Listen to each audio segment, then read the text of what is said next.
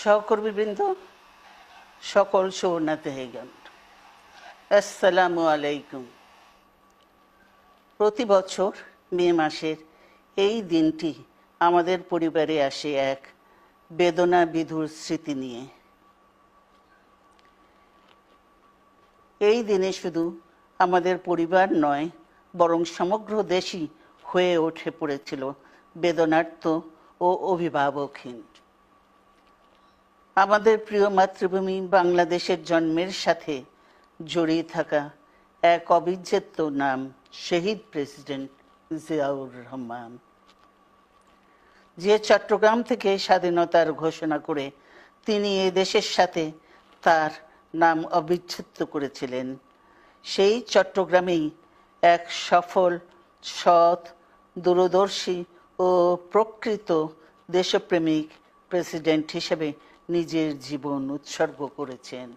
এ দেশে গণতন্ত্র, স্বাধীনতা, সংবাদপত্র ও বিচার বিভাগের স্বাধীনতা, স্বনির্ভরতা ও উন্নয়ন এবং নিজস্ব জাতীয়তাবাদ সৃষ্টির অনন্য রূপকার শহীদ জিয়া, যে গণতন্ত্র প্রতিষ্ঠা আর সার্বভৌমত্ব রক্ষার লড়াইয়ে তিনি শাহাদাত বরণ করেছেন, সেই গণতন্ত্র নিরবচ্ছিন্ন যাত্রা আজও বাধাগ্রস্ত হচ্ছে প্রতি পদে পদে।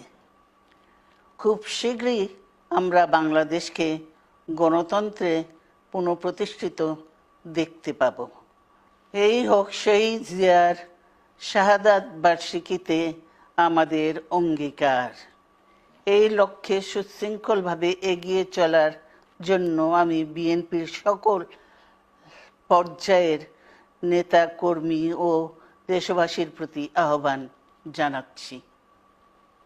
মনে রাখবেন, সবার জন্য গণতন্ত্র ও উন্নয়নের মাধ্যমে সকল সমস্যার সমাধানের যে রাজনীতি শহীদ জিয়া রেখে গেছেন, তা বাস্তবায়নের মাধ্যমে তার প্রতি শ্রদ্ধা জানাতে হবে।